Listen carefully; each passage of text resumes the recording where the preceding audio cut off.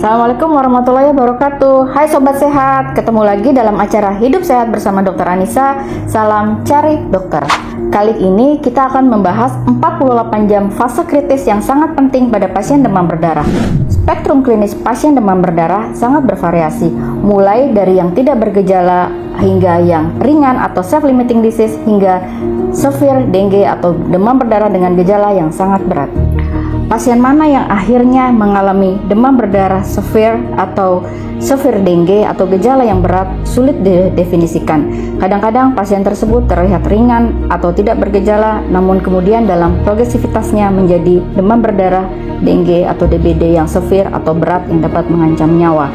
Sehingga diagnosis dini dan pemberian infus rehidrasi cairan secara dini sangat penting karena dapat menurunkan angka kematian dan memperbaiki prognosis pasien dengan sangat signifikan. Sebagian pasien akan mengalami gejala demam berdarah yang berat atau severe dengue yang ditandai dengan adanya peningkatan hematokrit, peningkatan hemoglobin yang tinggi, yaitu adanya kebocoran plasma atau plasma leakage yang hebat dengan atau tanpa disertai adanya perdarahan. Demam berdarah dengue atau DBD dibagi menjadi 4 grade atau tingkatan. Derajat 1 yaitu jika sudah terjadi bukti adanya plasma leakage dan adanya tanda perdarahan yang berupa peteki ataupun dengan tes tourniquet. Jadi bukan spontaneous bleeding, tapi perdarahan spontan yang terjadi menandakan pasien masuk ke dalam fase atau grade kedua.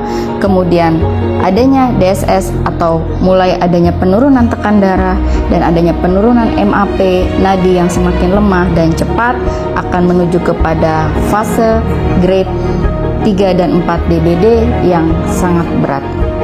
3 dan keempat dari DBD ini sering disebut sebagai DSS yang sangat ditakuti oleh dokter maupun keluarga pasien.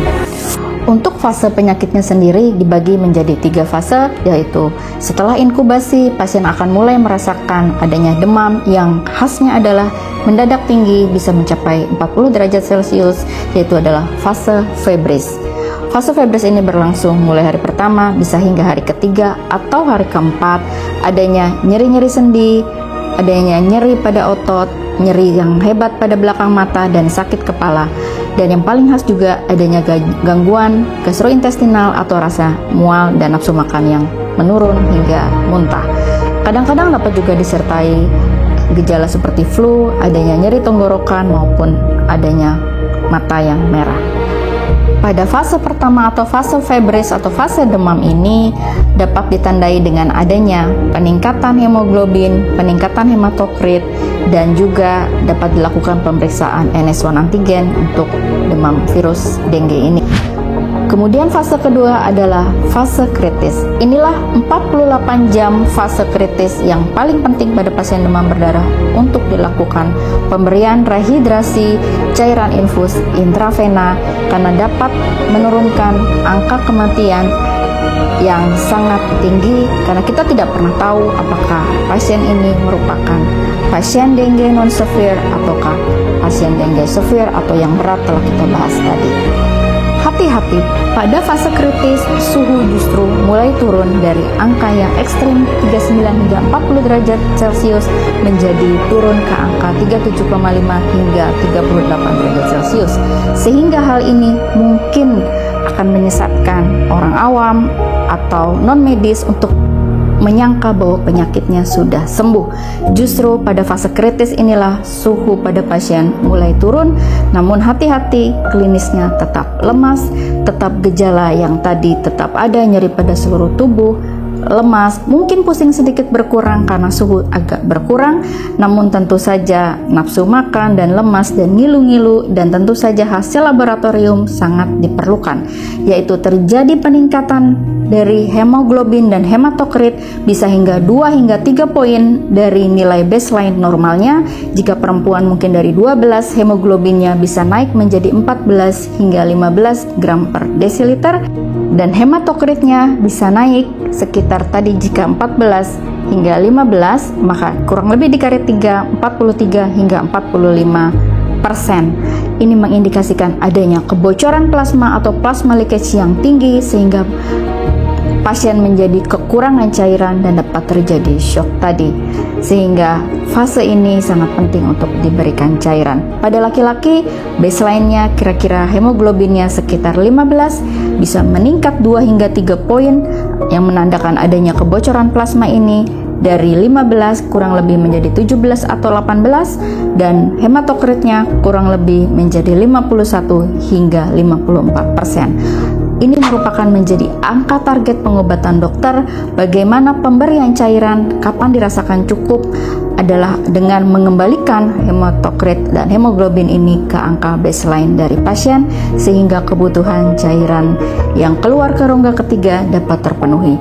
Gejala apalagi yang terjadi pada fase kritis ini? Pasien akan merasa bloated, kadang merasa perutnya sangat kembung, karena selain dari gejala gastrointestinal akibat demam berdarah ini, maka juga terjadi kadang-kadang sekuestrasi ke rongga ketiga, yaitu cairan di rongga ketiga abdomen atau disebut sebagai asites. Jika di paru-paru disebut adanya efusi pleura, sehingga kadang-kadang pada fase kritis ini dapat diperlukan pemeriksaan USG abdomen dan ronsen toraks.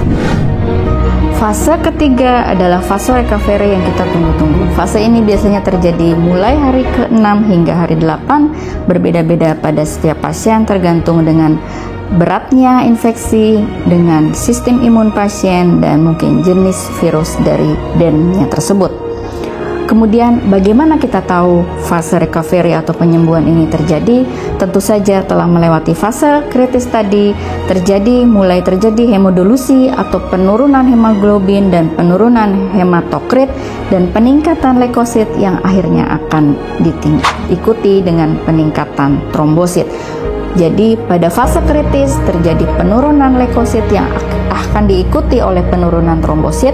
Pada fase recovery akan terjadi peningkatan leukosit yang kemudian diikuti dengan peningkatan trombosit. Kadang-kadang ini adalah terdapat pada guidelines WHO.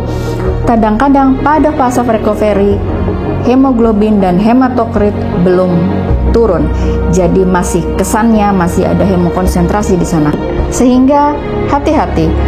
Peningkatan atau masih tingginya angka hemoglobin dan hematokrit pada fase kritis dan fase recovery membutuhkan terapi treatment yang berbeda.